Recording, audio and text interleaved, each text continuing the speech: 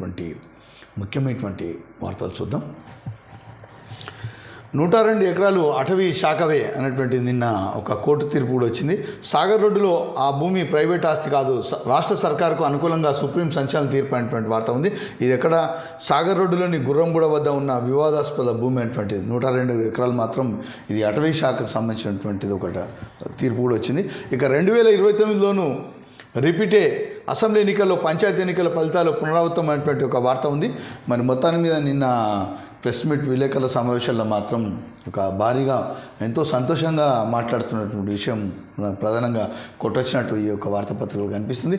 జూబ్లీహిల్స్ తన నివాసంలో ఏర్పాటు చేసిన విలేకరుల సమావేశంలో మాట్లాడుతున్న ముఖ్యమంత్రి రేవంత్ రెడ్డి చిత్రంలో మంత్రులు వివేక్, దామోదర భట్టి, ఉత్తమ్, సీతాక అనేటువంటి వార్త. ఇక 3/2 ఆధిక్యతతో తిరిగి అధికారంలోకి వస్తాం, మా 2 ఏళ్ల పాలనపై ప్రజలు విస్పష్టంగా ఇచ్చిన తీర్పు ఇది. గజ్వేల్ సహా 87 అసెంబ్లీ నియోజకవర్గంలో కాంగ్రెస్కు ఆధిక్యం. పంచాయతీ ఎన్నికల్లో బీజేపీ బీఆర్ఎస్ కుమ్మకు కలిసి పోటీ చేసిన వాటికి వచ్చింది 33% పంచాయతీలే. భవిష్యత్తులో ఆ 2 పార్టీలు కలిసి పోటీ చేయడానికి ఇదే పునాది. కృష్ణా గోదావరి జిల్లాలపై చర్చ కేసీఆర్ తీద్దామా? స్థానిక ఎన్నికల్లో బీసీ రిజర్వేషన్పై అసెంబ్లీలో చర్చిస్తాం. ఆ తర్వాత మున్సిపల్ పరిషత్ ఎన్నికలపై నిర్ణయం సీఎం రేవంత్ రెడ్డి వార్త ఉంది. ఇక కాంగ్రెస్ సర్పంచ్తో సదస్సు, నెలాఖరులో నిర్వహణకు పీసీసీ కసరత్తు, దిశానిర్దేశం చేయనున్న సీఎం రేవంత్ రెడ్డి. నగరాలను కాదు పల్లెలను గెలిచాం, అధికారం లక్ష్యంగా బీజేపీ బలపడుతుంది, బీఆర్ఎస్ను పడిపోతుంది రామచంద్రరావు. 3 ఫీట్ల రేవంత్, 30 ఫీట్ల డైలాగులు. ఇక ప్రజలు మోసపోయామని గ్రహిస్తున్నారు, పంచాయతీలో మాది తిరుగులేని విజయం. భువనగిరిలో సర్పంచ్ల సభలో కేటీఆర్ అనేటువంటి వార్త. ఇది లోకల్ నిన్న సర్పంచ్లకు సంబంధించి మరి నిన్న మాట్లాడినటువంటి విషయం ఈ విధంగా ఉంది. ఇక పంచాయతీ బీసీలు అనేటువంటి వార్త ఈ విధంగా ఉంది. ఫోన్ ట్యాపింగ్ కేసు దర్యాప్తు సజ్జన నేతృత్వంలో అనేటువంటి వార్త. బాబాయ్ చలి అనేటువంటి వార్త. లాస్ట్ ఓవర్లో 6 ఇది స్పోర్ట్స్కి సంబంధించిన వార్త. జీరాంజీ పాస్ అనేటువంటి లోక్సభలో బిల్లులకు ఆమోదం. ఇక గ్రూప్ 3 తుది జాబితా విడుదలైనటువంటి ఒక వార్త కూడా ఉంది. పెళ్లివికిన కాంగ్రెస్ నిరసన, గాంధీభవన్ వద్ద రోడ్డుపై బటాయించిన కాంగ్రెస్ కార్యకర్తలు. అంటే నిన్న ఈ యొక్క సోనియా రావుల్ని వేధిస్తున్నారండి, దానికి సంబంధించినటువంటి ఒక వార్త ఉంది. 2029లోనూ రిపీట్ అయినటువంటి ఒక వార్త ఉంది. మరి ఈ యొక్క పత్రికలు మాత్రం ఎంతో ఒక ఉల్లాసంగా మాట్లాడినటువంటి సీఎం, మంత్రులు అనేటువంటి సంబంధించినటువంటి వార్తనే ప్రధానంగా మనకు కనిపిస్తుంది. మిత్రులారా, ఒక విషయం ఇదే ఈరోజు ఉన్నటువంటి వార్తాపత్రికల్లో ప్రధానంగా ఒక విషయం కూడా కనిపిస్తూ ఉంది. సర్పంచ్ల ఇటీవల ఎన్నికలు ముగిసిన అనంతరం కొన్ని గ్రామాల్లో మాత్రం ఆ డబ్బులు ఇచ్చినటువంటి ఒక పోటీదారులు మాత్రం వాళ్ళు గెలవకపోవడం, వారు మాత్రం ఆ యొక్క డబ్బులు ఇస్తున్నప్పుడు అనేకమైనటువంటి ఫోటోల మీద ఓట్లు, పిల్లల మీద ఓట్లు పెట్టుకొని వారికి ఉన్నటువంటి ఒక విషయాలపైన అనేకమైనటువంటి ఓట్లు సత్యాలు దింపించి మాత్రం డబ్బులు ఇచ్చినటువంటి మాట వాస్తవమే. ఇక తీసుకున్న మాట మాత్రం కూడా ఓటర్లు, అది కూడా వాస్తవమే. ఈ యొక్క 2 విషయాలను మనం ఆలోచన చేస్తే మిత్రులారా, ఈ డబ్బులు ఇవ్వమన్నది ఎవరు మిత్రులారా? ఓటర్లు వచ్చి వీళ్ళను అడిగారా?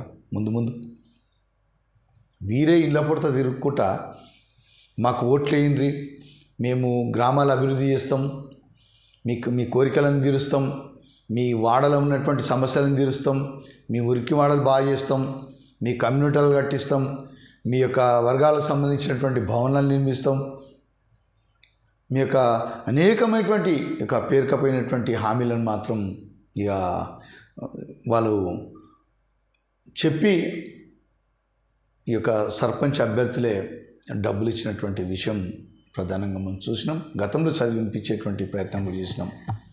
ఇక ఈ యొక్క డబ్బులు ఎంత ఏమిటనేటువంటి విషయానికి వస్తే వారికి ఉన్నటువంటి ప్రాధాన్యత, వారికి ఉన్నటువంటి బలగం పైన 5,000, 10,000, 2,000, ఒక్కొక్క దగ్గర మాత్రం 50,000, ₹1,00,000, 2,00,000 రూపాయలు ఇచ్చినటువంటి సందర్భాలు కూడా ఉన్నాయి. ఇక ఓటర్లు తీసుకున్నటువంటి సందర్భం కూడా ఉంది. మరి వారు ఏ విధంగా తీసుకున్నారంటే, ఒక పార్టీ వారు డబ్బులు ఇస్తారు, మాకు పలానా పార్టీ వారు డబ్బులు మీరు ఇస్తే తీసుకున్నారని తెలిసిందయ్యా, మరి మా పైసలు తీసుకుంటారా లేదని చెప్పేసి ఈ పార్టీ అయినా పోతే మాకెందుకులే బాధ అని చెప్పేసి వీళ్ళు కూడా తీసుకున్నటువంటి సందర్భం. ఇక వీళ్ళిద్దరు కాకుండా ఇక కాంగ్రెస్ పార్టీ, బీఆర్ఎస్ పార్టీ అభ్యర్థుల నుంచి తీసుకున్న విషయం, ఇక బీజేపీ పార్టీ ఆయనకు తెలిస్తే ఆయనతో కూడా తీసుకున్నటువంటి విషయం.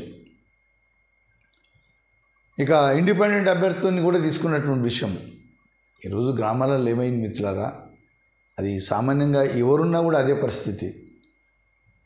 తీసుకోకపోతే ఏం బాధనం, పలానా పార్టీకే ఓటేస్తారని చెప్పేసి మళ్ళీ అటువైపు మా మీద పగబడతారు. ఈ విధంగా ఆలోచన చేసి కూడా మరి ఓటర్లు మాత్రం అందరి పార్టీల దగ్గర మాత్రం డబ్బులు తీసుకున్నారు. ఏదో కొంతమంది మాత్రం 5-10% కక్కుర్తి పడి మాకు డబ్బు ఇవ్వమని చెప్పేసి అడిగినటువంటి దాఖలాలు ఉండొచ్చు, ఉన్నాయి కూడా. కానీ అత్యధికంగా ఏమైపోయిందంటే ఈ పోటీ చేస్తున్నటువంటి అభ్యర్థులే వారు ముందుగానే ఈ యొక్క పైసలు ఇచ్చేడు అలవాటు మాత్రం చేసింది మాత్రం ఈ యొక్క పోటీ అభ్యర్థులే. వాళ్ళేమి ఇంటికి వచ్చి పైసలు అడగలే, ఇష్టం వచ్చినట్టు వీళ్ళ గెలుపు గురించి వీళ్ళ స్వార్థాన్ని గురించి ఇచ్చిందే అది అత్యధికంగా శాతం ఉంది. ఈరోజు మాత్రం కొంతమంది గెలవకపోయేసరికి మా డబ్బులు మాకు ఇవ్వండి, ఓట్లు పెట్టుండి, మళ్ళీ మీ పిల్లల మీద ఓట్లు పెట్టండి, దేవుళ్ళ ఫోటోల మీద ఓట్లు పెట్టుండి, మీరు ఏసీ రాయలేదా అనేటువంటి మాటలతోని ఈరోజు గ్రామాలలో కూడా పంచాయతీ పెడుతున్నారు. ఇది ఎంత మటుకు కరెక్టు? ఈ విధమైనటువంటి కార్యక్రమాలకు మాత్రం ఇక పోటీ అభ్యర్థులు ఒక స్వస్తి పలకాలే.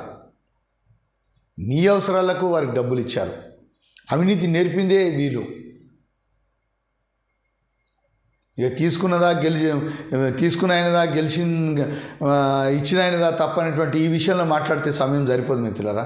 కానీ మొట్టమొదటి మాత్రం ఈరోజు ఓటర్లను మాత్రం ఇక అవినీతి అని చెప్పొచ్చు, ఏదైనా చెప్పొచ్చు, నేర్పింది మాత్రం నాయకులే. చిట్టీలు రాసి మరీ డబ్బులు పంపించినటువంటి సందర్భాలు అనేకం ఉన్నాయి. ఎవరు అడగలే ఇళ్ళకి వచ్చి మాకు పైసలు ఇయ్యరా మీకు మద్దతు ఇస్తామని చెప్పి. ఇటువంటి పరిణామాలల్లో మరి ఈరోజు పంచాయతీ పెట్టుకుంటా మళ్ళీ డబ్బులు ఇవ్వాలని చెప్పేసి ఒక చిన్న పంచాయతీలు పెట్టుకుంటా, ఇది ఎంత మటుకు కరెక్టు? మరి గ్రామాలలో ఎటువైపు నాయకులు ఆలోచన చేస్తారు, ఏం ఆలోచన చేస్తారు? ఈ విషయం పైన మాత్రం చాలా ఒక్కోసారి బాధ కూడా అనిపిస్తుంది. ఓటర్లు ఎంత బలైపోయారా అనిపిస్తుంది. ఓటర్లు లాస్ట్కు తెలియదు ఏంటంటే 10 రోజులు వాళ్ళు ఏం సుఖపడ్డారో, ఏం మందు తాగిరో, ఏం డబ్బులు తీసుకున్నారో నాయకుల నుంచి, ఎంత విలాసవంతంగా బతికిరో ఒక 10 రోజులు. కానీ ఈరోజు మాత్రం ఈ విషయానికి ఆలోచన చేస్తే మాత్రం పాపం చాలా ఒక బాధ అనిపిస్తుంది, సిగ్గు అనిపిస్తుంది ఈ మాటలు, ఈ పంచాయతీ చూస్తుంటే.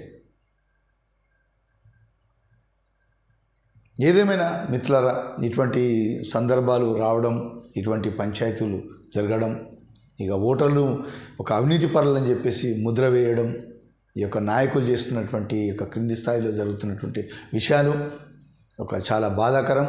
ఇటువంటి ఒక విషయాలు ఒక దూరమైతేనే కానీ ఒక సమాజంలో మాత్రం ఒక మెరుగైనటువంటి ప్రజాస్వామ్యం ఏర్పడుతున్నటువంటిది మా పరంగా మేధావర్గం నుంచి వస్తున్నటువంటి సూచన అభిప్రాయం అని చెప్పొచ్చు మిత్రులారా.